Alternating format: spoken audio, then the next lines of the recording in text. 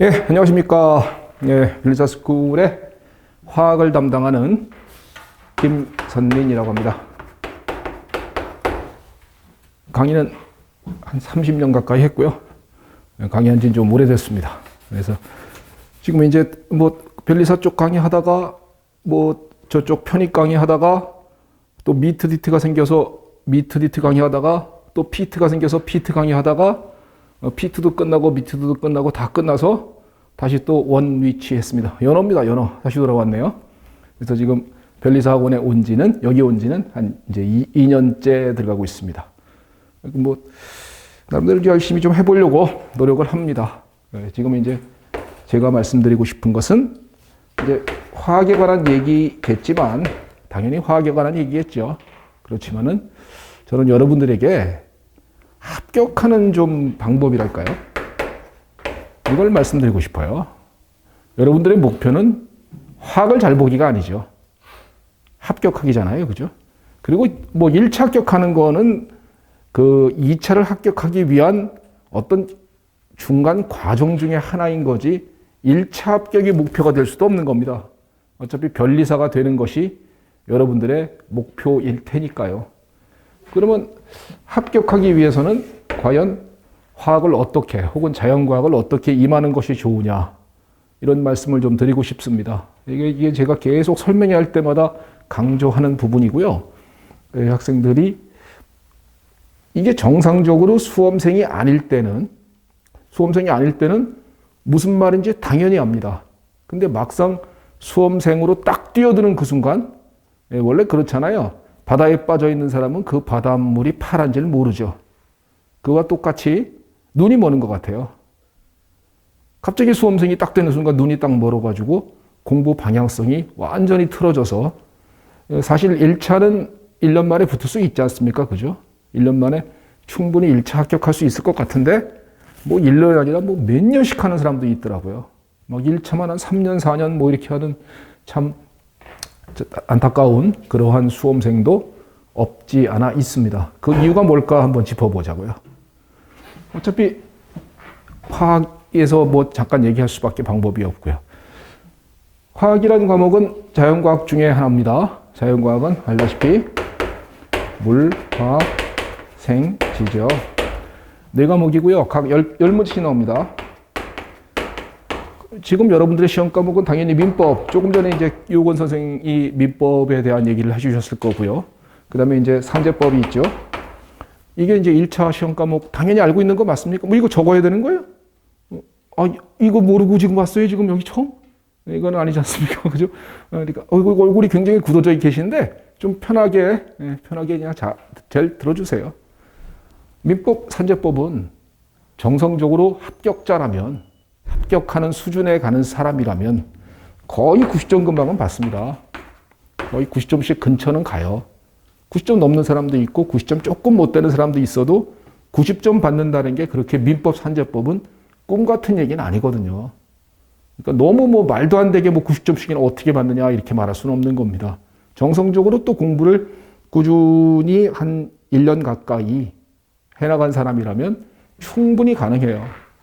근데 자연과학은 어떻습니까? 자연과학은 90점이요? 학생들 가끔 가다가 이거 90 이렇게 받으려고 그래요. 전국 1등입니다. 전국 1등에 올해 90점 몇이 수석이었죠. 한 명입니다. 한 명. 커트라인은 70.83이고요. 그러니까 목표는 커트라인으로 붙더라도 붙으면 되는 거잖아요. 가끔가다 이렇게 목표를 둡니다. 이제 여기서부터 이제 과부하가 걸리기 시작하고, 이게 공부를 오래 하는 사람들의 공통적인 특징은 능력은 안 되는데 욕심만 많은 거죠. 능력이 따라 붙어주면은 문제가 안 될 것 같은데 능력은 안 되는데 욕심만 많아서 이것도 이렇게 받아야 된다라는 생각을 하는. 그래서 9개씩 맞으려고 합니다. 9개씩. 이렇게 맞으려고 하면 90점 될 텐데, 문제는 이렇게 맞는 사람은 전국에 단 한 명도 없다는 거죠. 올해 수석도 아마 이렇게 못 받았을 겁니다. 올해 수석도 아마 얘네 둘이 한 95점씩 받고 이거 80몇 이렇게 받았을 가능성이 높아요. 정확하게 점수는 모르지만. 그러면 1차는 수석해야 되는 거 아니지 않습니까? 그죠? 어쨌든 간에 커트라인만 넣으면 되잖아요. 70점, 80점만. 그러면 여러분들의 목표는 어떻게 잡는 것이 합리적입니까? 민법 산재법은 이건 방어 과목일 수가 없어요. 변리사 1차 시험에서는 가장 메이저 과목이고 중요 과목이기 때문에 이거 하나가 40문제예요. 이건 특허 상표 디자인 보호법에서 40문제고요. 이건 4과목이 40문제입니다. 그러면 이 민법 같은 이런 과목에서 이런 40점 이런 과목에서 이거를 방어 과목으로 삼는다는 건 말 자체가 안 되는 거죠. 그러니까 이거는 누구나 다 90점씩 받을 수 있단 말이죠.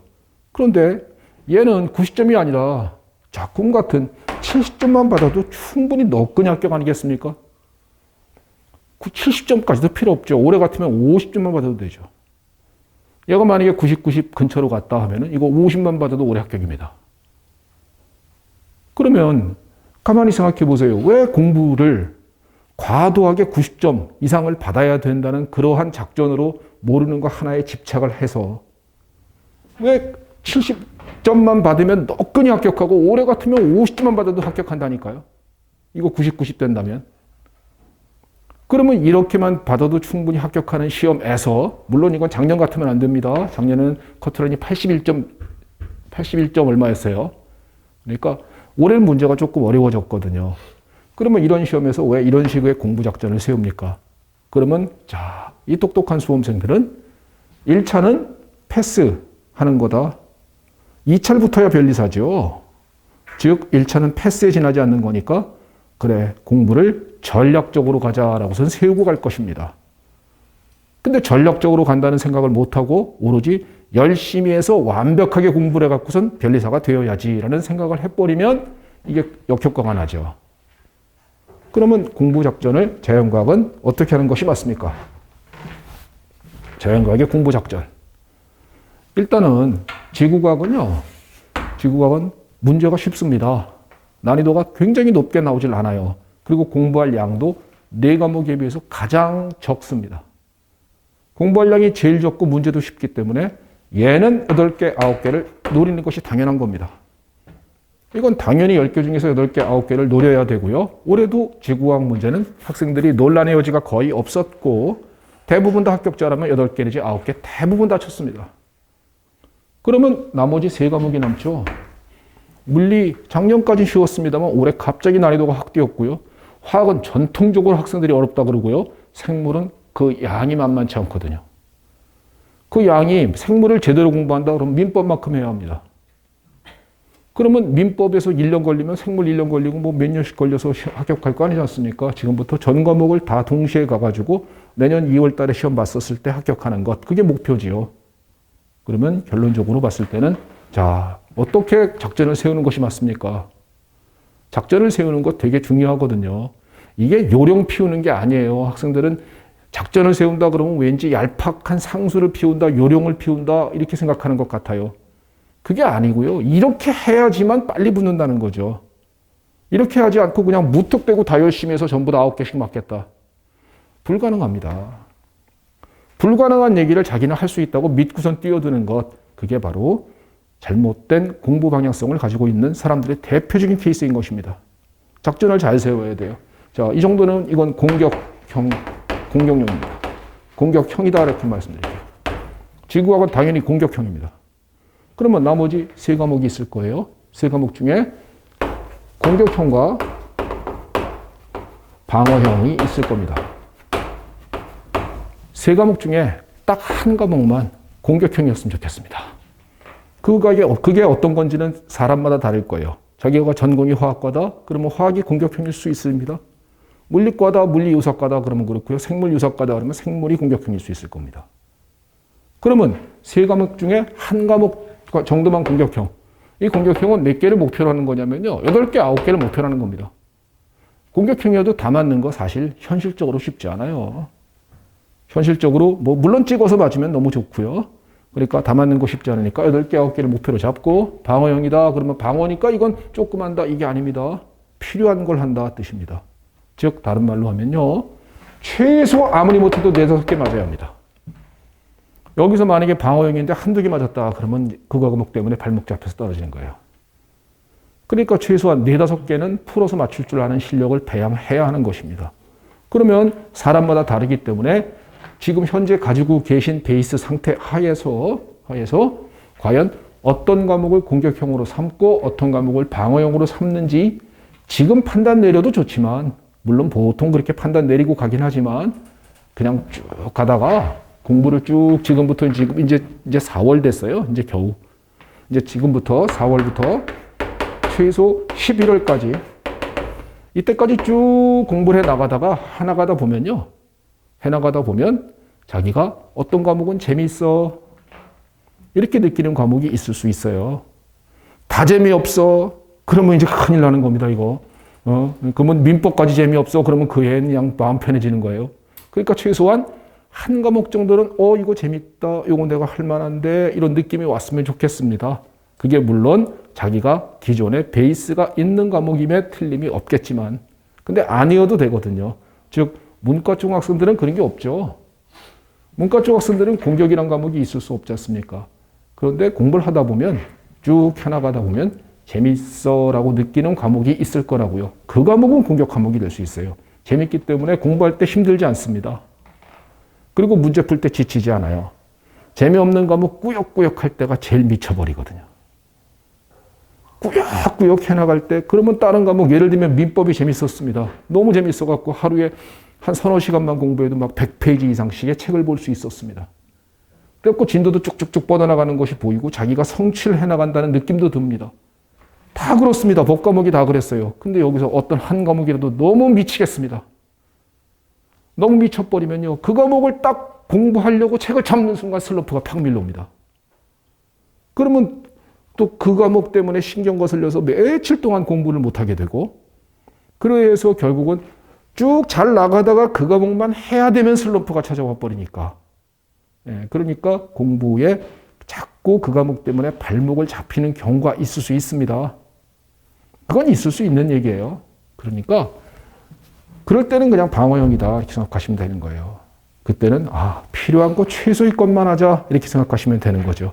그거 갖다가 완벽하게 그런 과목에도 불구하고 다 하겠다라고 욕심을 가질 필요성은 전혀 없다라는 겁니다. 전부 다 공격형이면 너무 좋겠지만 그런 수험생 전국에 한 명도 없거든요. 그러니까 그런 불가능한 얘기는 하지 마시고요. 우리 작전을 잘 세워서 공격형, 방어형으로 한번 임해 보도록 합니다. 이렇게 한번 자기가 11월 달쯤에 결정을 하시면 돼요. 11월 달쯤에 결정을 해서, 그래 막판에 이제 12월부터 2월까지 해서 최종 정리해서 당락이 결정 나잖아요. 거기서 당락이 결정 날 때 거기서 방어형 과목은 필요한 것만 보자. 공격형 과목은 다 하자. 그러면 공격형 과목은 이거는 공격형이기 때문에 문제도 많이 풀자. 학생들은 문제를 무턱대고 막 1000문제씩 풀려고 그럽니다. 민법 1000문제 정도 푸나요? 이거 한 과목이 40문제입니다. 그런데 4과목에서 여기서 만약에 화학에서 1000문제 풀었다. 이거 뭐예요? 민법만큼 하는 꼴 아니에요, 공부를. 방어인 수험생이 이러고 있어요. 이건 뭐예요? 이건 벌써 끝장난다는 얘기입니다. 이건 시험하고는 거리가 먼 거예요. 그냥 참석의 의의입니다. 그러니까 이런 말도 안 되는 그런 바보 같은 작전을 세우지 말고, 문제를 많이 푸는 것은 공격형일 때 많이 풀 수 있는 겁니다. 이 사람들은 많이 풀어도 괜찮거든요. 왜냐하면은 잘 알기 때문에 문제 푸는데 재미가 있어요. 그리고 문제 풀 때 문제를 많이 풀면서 실력이, 응용력이 자라나는 것을 스스로도 느낍니다. 그렇기 때문에 이런 사람들은 문제를 많이 풀어도 괜찮습니다. 그런데 방어형인 수험생이 문제 많이 풀어야 되겠다는 부담감을 딱 갖는다면 이건 이제 거꾸로 딱 가기 시작하는 거거든요. 이런 학생들은 문제를 최소화시킵시다. 문제를 최소화시켜서 가장 필요한 것만 딱 풀고 들어가면 되죠. 그죠? 필요한 것만 딱 하고 들어가면 되잖아요. 작년에 내가 12월 달에 제가 월드컵 특강 그래갖고선 방어형 수험생은 요것만 하고 들어가십시다. 라고선 제가 강의를 4회를 갖다 무료로 해서 지금 유튜브에 올려놨습니다. 유튜브에 About 화학이라는 것을 가보시면 About 화학이라고 써있을, 유튜브에 있을 겁니다. 여기를 가보시면은 제가 4회 무료 특강으로 올려놨거든요. 근데 학생들 중에 가끔 가다가 이게 이제 말씀드리기가 조금 조심스러운 게, 그러면 방어형은 요것만 보면 된다고?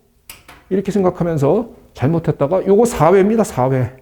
4번 무료 특강에서 딱 올려놨습니다. 유튜브에다가 딱 올려놨는데 그러면 공부를 다 안 하다가 막판 가서 요거만 딱 하면 되겠지. 못 외웁니다. 막판 가서 요거 못 외워요. 이게 4회가 그렇게 만만한 내용은 아니거든요. 화학의 전반적인 내용을 알아야만 외워지는 겁니다. 그러니까 쭉 가다가 화학이 공격형이 아니고 나는 방어다 라고 생각이 드는 수험생은 막판에 요거만 딱 외우고 들어가는 겁니다. 그러면 올해 같은 경우에 4-5개 딱 확실히 맞거든요. 그대로 나오니까 그대로. 그러니까 왜 이게 가능한 이유가 뭐냐면요. 화학은 문제를 나눠보면 크게 2가지로 나눌 수 있거든요. 화학 문제는 물리하고 화학이 그렇고 생물하고 지구하고 일맥상통합니다. 약간의 암기가 가미됐고 응용력이 필요한 겁니다. 그렇기 때문에 공부 방향성이 조금은 달라요. 화학 문제는 크게 보면은 이해 암기형 문제가 있고요. 그 다음에 응용 계산형 문제가 있습니다.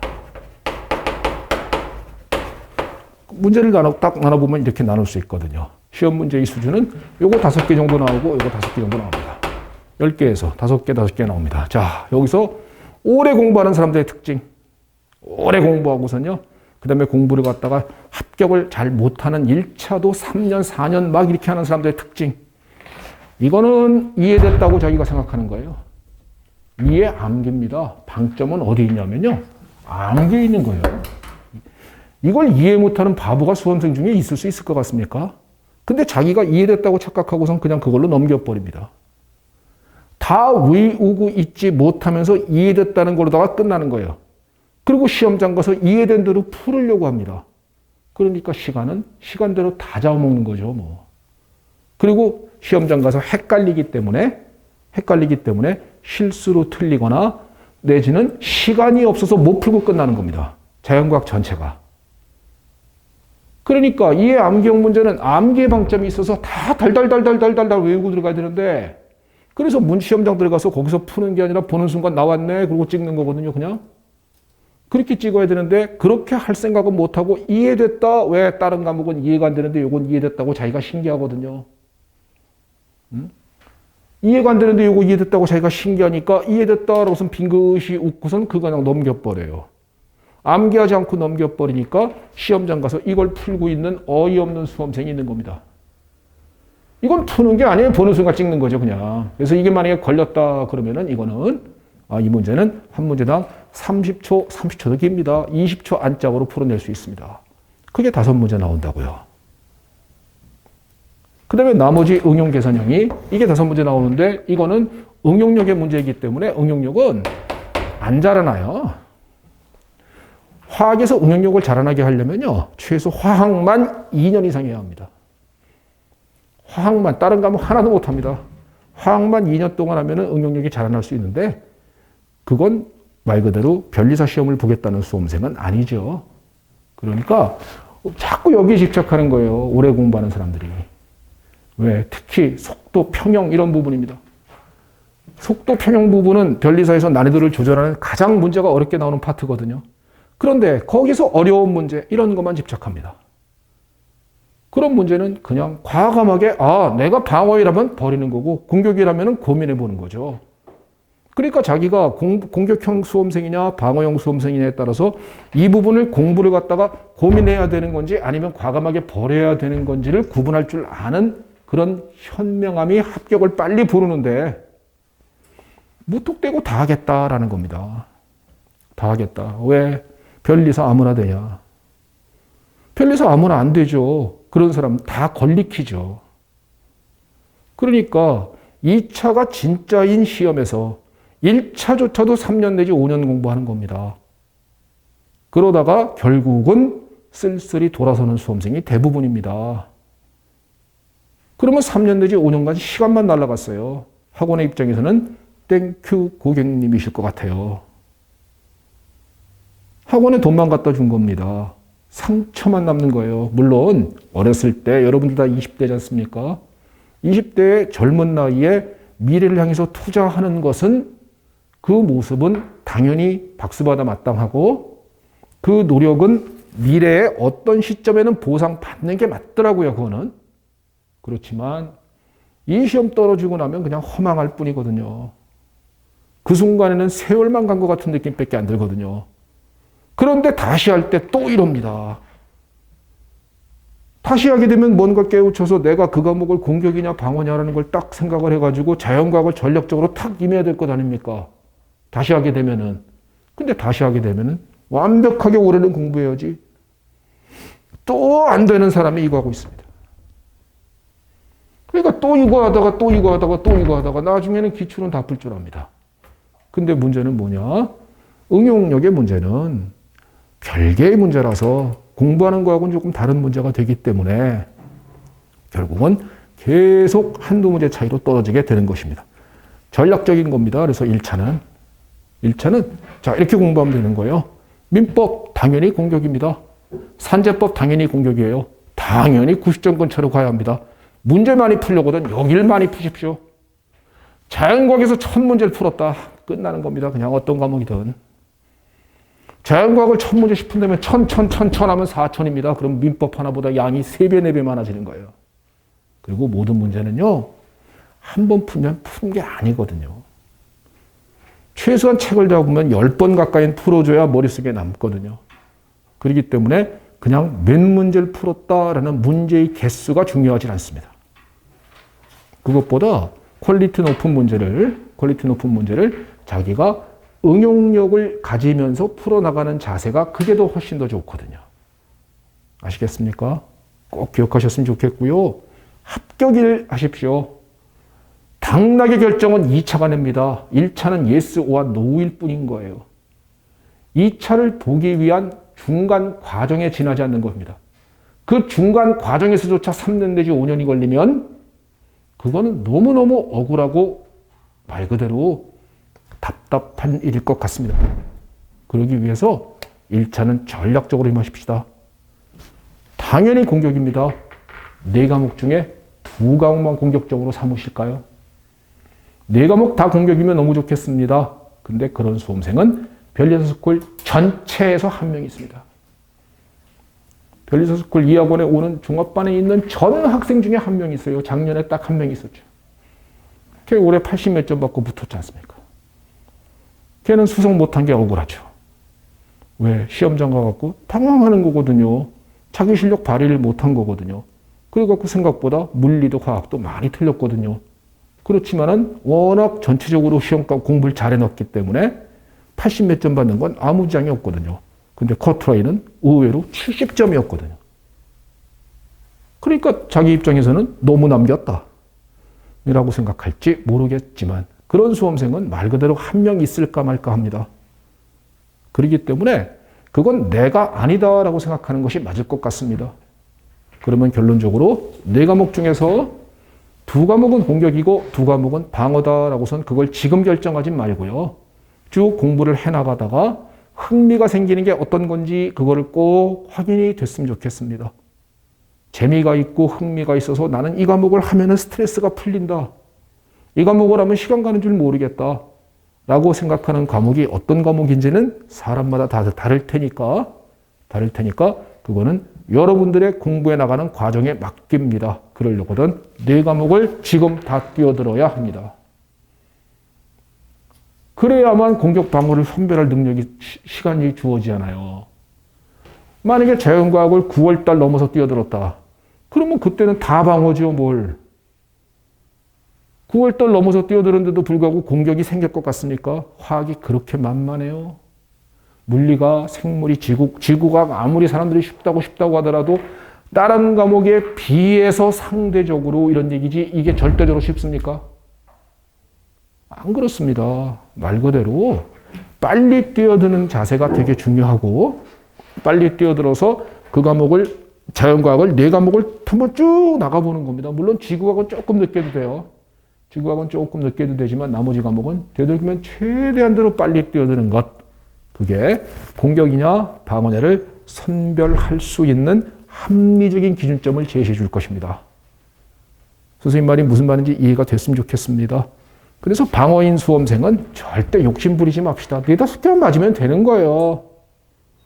4-5개 맞으려면은 화학 같으면 얘 암기형에 하면 되는 겁니다. 그럼 외우면 끝나는 거예요. 그죠?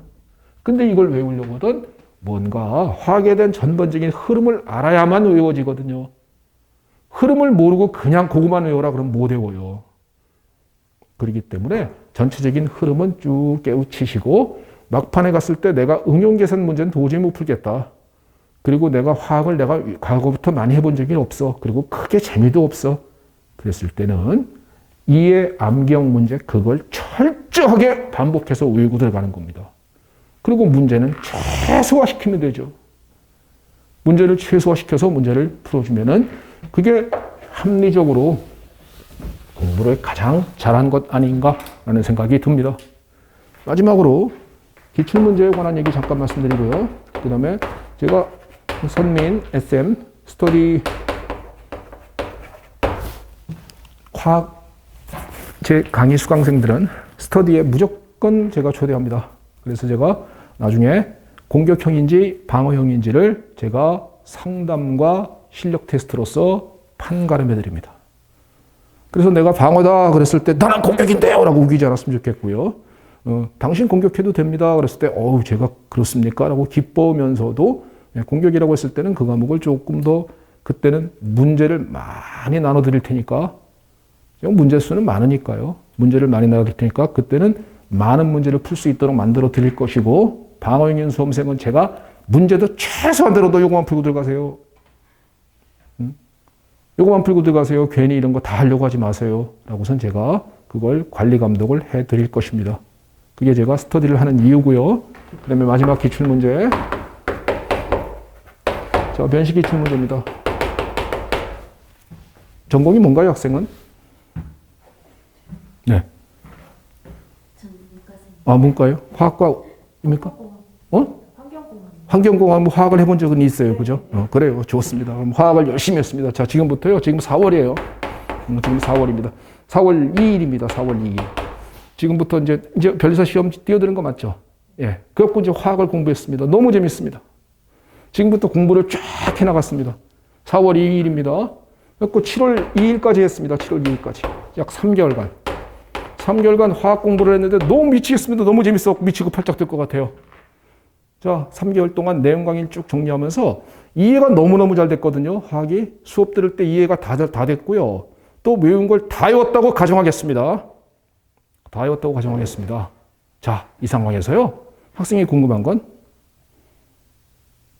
자, 7월 2일 됐습니다. 그때 학생이 궁금한 건 뭘까요? 그러면 궁금한 게 없습니까? 그냥 끝이에요? 그냥 그걸로? 시험 내일이라도 보자 뭐 이렇게 되는 겁니까? 아니죠.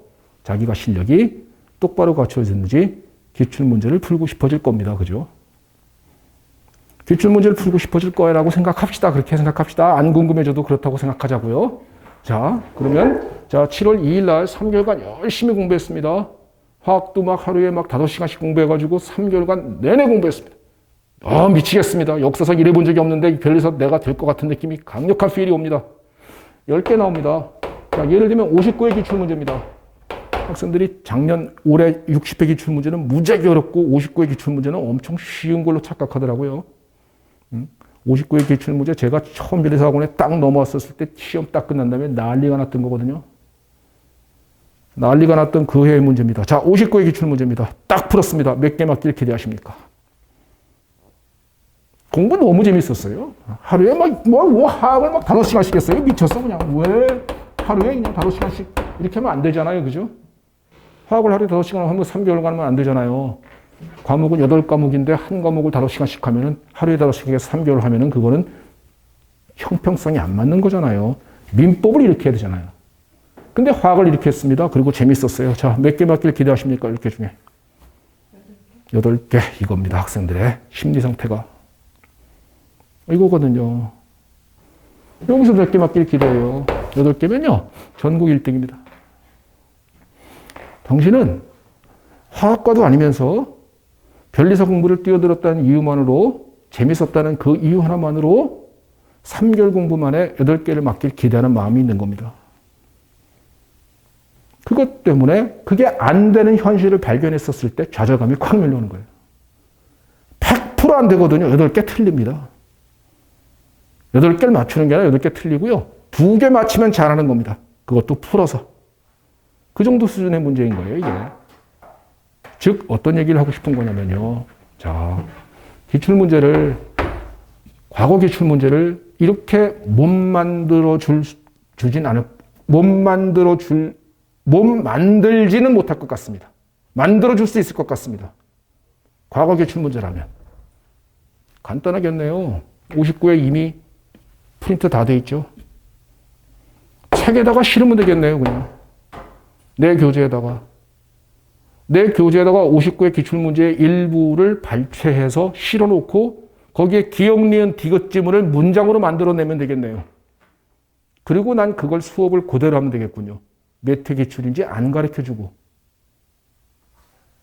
그렇게 하면은 똑같은 글씨를 읽게 되는 거거든요. 왜? 그 그림이 그대로 있죠. 내 책에 그대로 있죠. 그게 과거 기출문제지 아니지 학생이 그걸 확인하면서 갑니까? 아니거든요. 그냥 책 보면 그냥 책 보는 거거든요. 그러다 보니까 동일한 글씨가 있고 똑같은 문장이 있고 그 글씨를 열심히 외웠고 하니까 당연히 보던 겁니다. 보던 거니까 10개 중에 8개 맞고 8개 맞으면 얼굴에 모든 세포가 웃으면서 나 공부 좀 제대로 했나 봐. 시험장 가서 2개도 못 맞거든요. 실제 시험장 가서 그 정도 공부 실력이라면 2개도 못 맞는 겁니다. 그리고선 자기가 이유를 판단을 못합니다. 나는 과거 기출문제를 100%다 풀 줄 아는데.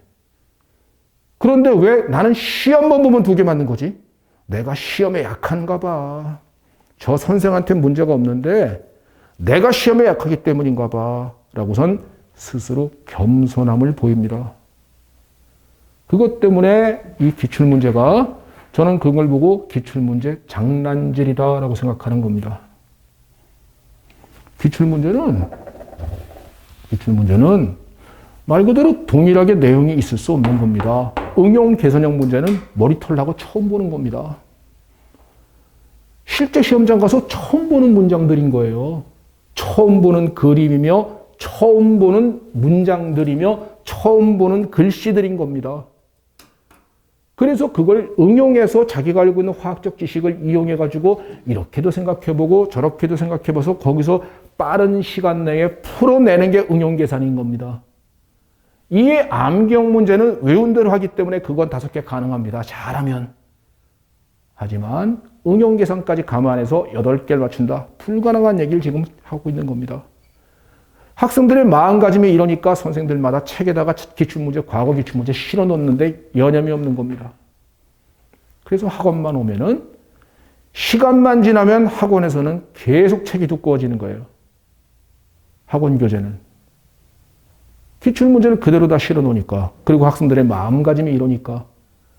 정성적으로 공부한다면 제가 볼 때 3개월 정도 했다. 그러면 10개 중에서 한 2개 정도 맞는 것이 정상 아닐까요? 화학과생이 서울에 있는 인류대학교의 화학과생이 59회 때 2개 맞았거든요. 그리고선 발목 잡혀서 떨어졌거든요. 화학이요. 그 정도 수준이거든요, 이게. 그런데 불구하고 3개월 공부 깔랑했다고 8개씩, 9개씩. 그건 정말 웃긴 얘기거든요. 그래서 정성적으로 2개 정도 맞는 거, 이게 정상적인 실력인 것입니다. 이건 당연히 풀어서 맞춰야 됩니다.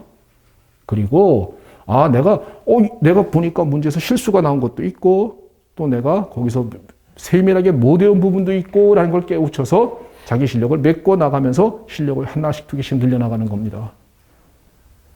이게 기출문제를 대하는 올바른 마인드인 거예요. 즉 기출문제는 잘 풀리면은 농난당한 겁니다.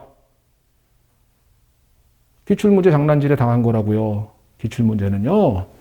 2가지 측면에서 보는 겁니다. 한 가지는 유형 파악입니다. 과거 기출문제를 보는 이유는 이게 시험에 나오기 때문이 아니에요. 기출문제는 반복돼서 똑같이 나오는 경우는 없습니다. 즉 가장 어리석은 수험생이 공부를 제일 골 때리게 하는 게 10년치 기출문제 외우는 겁니다. 왜 하는지를 모르겠습니다. 나는 그런 공부를 왜 하는지를 모르겠어요. 그냥 안 하고 들어가야지. 그냥 내려 긁는 게 더 빠릅니다. 내려 긁으면은 걸리는 시간 10초거든요. 10문제. 근데 10년치 기출문제 다 외우고 들어가면요. 못 내려 긁어요. 읽어요. 읽으면서 하나도 모르기 때문에 시간만 가고선 20분, 30분 걸려서 내려 긁는 거와 동일한 성적을 받습니다. 2개. 내려 긁으면 2개 맞아요. 지금 들어가서도 2개 맞습니다. 꿈 잘 것 같고 전날에 할아버지가, 돌아가신 할아버지가 손주야 그러면 2번으로 내려 긁으면 3개까지 가능합니다. 그런데 그거를 기출문제를 답만 달라당 다 외우고 들어가는 거예요. 그리고 자기가 그걸 다 했다고 착각하는 겁니다. 그게 작년에 서울에 있는 인류대학교 화학과생이 한 공부의 오류인 겁니다. 그래서 내가 그 얘기를 해줬더니 막 깜짝 놀라더라고요. 기출문제를 당연히 다 알고 들어가야 되는 줄 알았다. 그래, 알고 들어가는 건 맞다. 대신에 그 문제를 외우는 게 아니다. 그 문제가 나와서 중요한 것이 아니라 수준을 보는 거다. 유형을 보는 거다. 그래서 그 유형 과거 기출 문제가 이 부분은 이렇게 나오고 이 부분은 이렇게 많이 뜨는구나. 그러니까 이 부분은 이렇게 공부하고 이 부분은 이렇게 공부하는 것이 맞겠구나라는 유형을 보는 것이고요. 제일 중요한 기출 문제를 보는 이유는 자기 실력 테스트해 보는 겁니다. 기출 문제와 상관없이 내용을 쭉 가야죠. 기출 문제와 상관없이 내용을 쭉 가다가 한 막판 한 7월달, 8월달, 한 9월달, 10월달 이쯤 됐을 때, 좀 이제 날 좀 따뜻해졌을, 좀 차가워졌을 때, 다시 더웠다가 차가워질 때, 그때 한번 풀어보는 거죠. 그때 한번 딱 풀어봤더니, 자기가 10개 중에서 4, 5개 맞았다. 좌절할 문제가 아니라 이게 기쁜 얘기라고요. 이거 어마어마하게 기쁜 얘기거든요. 실력껏 시험 전에 이만큼을 풀었다. 시험 전에 자기의 허점을 미리 발견하였다. 이거 엄청 기쁜 얘기거든요. 그러면 이 정도 수험생이라면 이거 공격형으로 잡아도 되거든요. 그러면 나 이 정도면 내가 공격형으로 삼아도 나는 아무런 문제가 없겠구나라는 생각할 수가 있는 것입니다. 선생님 말이 이해가 되십니까? 그래서 기출문제는 실력 테스트용이어야 하는 것입니다. 기출문제를 똑같이 암기하는 게 아니에요. 기출문제는 동일하게 반복돼서 나오는 경우는 말 그대로 진짜 몇 문제 예외적인 경우만 그렇습니다. 그것도 예외적인 경우로서 아주 지역적인 거, 아주 좀 너무나 당연한 거, 그런 거일 때만 반복해서 나와요. 그렇기 때문에 기출문제는 답을 그냥 외우는 공부를 절대 하지도 마십시오. 그런 공부는 아무 의미가 없어요. 작년도 그랬고 올해도 그랬고 시험이 한 일주일쯤 남으니까 학생들이 질문이 쏟아집니다. 평형 문제, 55회 때 평형 문제, 이 문제는 도대체 어떻게 푸는 겁니까? 시험 일주일 남았는데 55회 평형 뭐 이런 문제를 어떻게 푸는 겁니까? 난 요번에 화학을 다 먹고 싶은데 내가 작년에 화학을 망해서 그러기 위해서 나는 평형 문제를 올해 꼭 풀어야 되겠는데 이 기출문제는 어떻게 풀어야 되겠습니까? 라는 질문이 올라옵니다. 그럴 때 나는 답 따라주고 싶습니다. 넌 올해도 다 맞긴 틀렸다. 틀린 겁니다. 왜? 공부 포인트가 잘못됐잖아요. 안 나온다니까요, 그 문제는. 그 문제를 푸는 방법을 아는 것이 아니라 평형의 일반론을 갖다 정확하게 깨우치는 게 더 중요하다니까요. 그런데 그 문제를 풀이 방법에 집착하는 겁니다. 그래서 저는 기출문제는 돈 받고 강의할 만한 값어치가 없다. 기출문제를 난 돈 받고 강의하는 건 난 이해가 안 됩니다, 솔직히. 물론 화학에 국한된 얘기입니다. 그렇기 때문에 저는 아까 얘기했던 그 어바웃 화학 있죠? 어바웃 화학에 45회부터 60회 기출문제까지 다 해설해서 다 올려놨습니다. 유튜브에 다 올려놨어요. 언제 확인하면 되겠습니까? 자기 공부를 쭉 가다가 내가 이제 테스트 한번 해볼까? 55회 한번 해보자. 55회 풀어보십시오. 그러면 틀린 게 있을 거예요. 그 다음에 한번 자기 실력 점검하는 용도로 그렇게 이용해 주셨으면 좋겠습니다. 그리고 이건 제가 강의로다가 다 올려놨고요. 그 다음에 별리사 스쿨에 저기 가보시면은 기출문제 해설된 타이핑 친 것도 제가 전부 다 15년치로 올려놨습니다. 아셨죠? 기출문제 꼭 이렇게 이용해 주시기 바라고. 자, 다시 한번 마무리 정리하면, 시간이 좀 늦어졌네요. 미안합니다. 마무리 정리하면, 공격 과목인 민법과 상법, 이런 분, 당연히 열심히 합시다. 여기서 문제도 많이 풉시다. 방어 과목인 2과목은 방어고 2과목은 공격인데, 방어 과목인 두 과목에서 남들 문제 많이 푼다고 기죽어 할 거 하나도 없는 겁니다. 그때 남들이 문제 많이 푸는 건 너는 공격이니까 문제 많이 풀겠지라고 생각한다면 그거는 굉장히 합리적인 수험생인 겁니다. 그리고 방어인 수험생이 문제를 많이 풀고 있으면 걔는 적수가 아닌 겁니다, 이미. 걔는 이미 너는 끝났어. 너는 항상 내 밑이야. 라고 생각해도 괜찮습니다. 그리고 그 공격이나 방어는 빠른 기간 내에 결정을 하는 것이 좋습니다. 그러려거든 지금 전 과목을 뛰어드는 것이 합리적이고요. 그다음에 기출문제는 답만 외우는 공부는 절대로 하지 마십시다. 기출문제 답을 외우는 건 아무 의미가 없는 공부거든요. 그러니까 기출문제는 유형을 파악하며 자기 실력 테스트하는 용도로 사용해 줬으면 좋겠습니다. 그래서 기출문제와 상관없이 쭉 책을 공부하다가 내가 기출문제를 풀어봤더니 어떤 애는 이걸 많이 틀렸구나. 내가 평형을 많이 틀렸네. 내가 평형 부분에 문제가 있구나. 라는 걸 깨우치시는 그런 용도인 겁니다. 아셨죠? 그렇게 임한다면 지금부터 이제 1년 조금 안 남은 기간 동안 1차는 합격할 수 있습니다. 저는 1차까지만 담당하는 선생이기 때문에 혹시 2차에 유기화학을 택하는 분이 있으면 그땐 저를 또 만나게 될 겁니다. 제가 2차 유기화학까지 강의하거든요. 그러니까 근데 유기화학을 택하는 분은 없을 거라고 생각하며 1차는 이제 1차까지만 제가 담당하는 선생으로서 1차의 합격 비법은 이거다 라는 것을 말씀드리고 오늘 강의는 이걸로 마치겠습니다. 수고했습니다.